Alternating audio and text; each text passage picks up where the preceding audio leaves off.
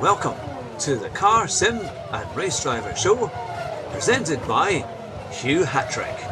Drive fast and try not to crash.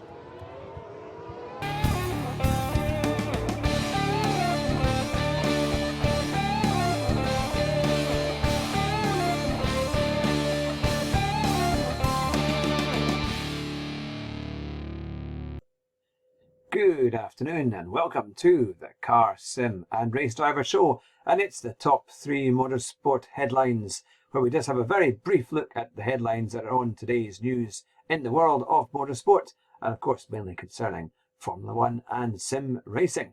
Now, the first one which caught my eye today is that F1 is planning to test people for coronavirus every 2 days. That's right, it's all Formula 1 personnel attending the behind the closed door events in Europe will be tested for coronavirus every 2 days under the plans to get the 2020 season underway. Now, the F1 bosses are currently aiming to get started with the Austrian Grand Prix in early July, and Managing Director Brawn revealed last week that he was going to create a biosphere at the races, meaning that everybody involved would be tested and cleared for the COVID-19 before entering the environment, and along with that they would then test them every couple of days. Brawn went on to say that the FIA are doing a great job putting together the structure we need, and everybody will be tested and will have clearance before they can even get into the paddock. And that's when he was talking to Sky Sports F1. And then after that, it will continue with the same testing while they're in the paddock. So what do you think about that? I think certainly it will make things hopefully quite safe.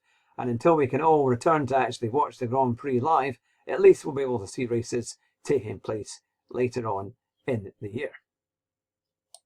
Now, the second headline I thought was rather interesting was it's a headline: Hamilton's utterly unblemished record stands him out amongst the greats. And that's right, basically Lewis Hamilton's incredible record in Formula 1 and multiple championships is thanks to his utterly unblemished sportsmanship record, says his Mercedes technical director James Allison. And Hamilton has won 5 of his 6 Formula 1 World Championships with Mercedes, against fierce competition including former teammate Nico Rosberg and 4 times world champion Sebastian Vettel. Hamilton has very rarely been accused of dangerous driving. Of course, there was that amazing driving he had. Remember at Monza, I think was it back in maybe 2010, 2011, when he headed off Michael Schumacher? That was an amazing race, and they were doing all the old moves like Senna and Schumacher would have done back in the day, and he loved it. And poor old Schumacher was getting a telling off for doing some of slightly ropey manoeuvres, but Hamilton loved it. So yes, he's got a very, very good record and thoroughly deserves that record, and I think pretty much it is unblemished. But his technical director James Allison went on to say that I've been lucky to work with people who have had the highest integrity. I do think that this is a characteristic that marks Lewis out, and it's certainly. What do you think? I know you either like him or maybe you don't like him, but for sure it's going to be a very interesting title later on this year. Can he get his 7th title? That will be something else. And it's amazing to think that Lewis Hamilton is now one of the oldest drivers on the grid.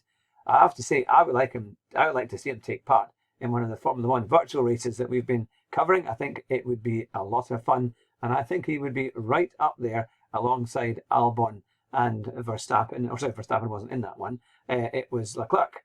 And if you haven't heard our podcast we did on Sunday night from the Brazilian Grand Prix, the virtual race that was there on Sunday night, just on the 3rd of May, it's on our podcast links, and also I'll put it in the description. Now, Pierre Gasly, one of France's 2 main Formula 1 drivers, has had a very, very different run in terms of getting into Formula 1 and managing to make it work. Of course, his French compatriot Charles Leclerc has done rather a lot better by winning in Formula 3, Formula 2, and in their first debut season in Formula 1 did extremely well.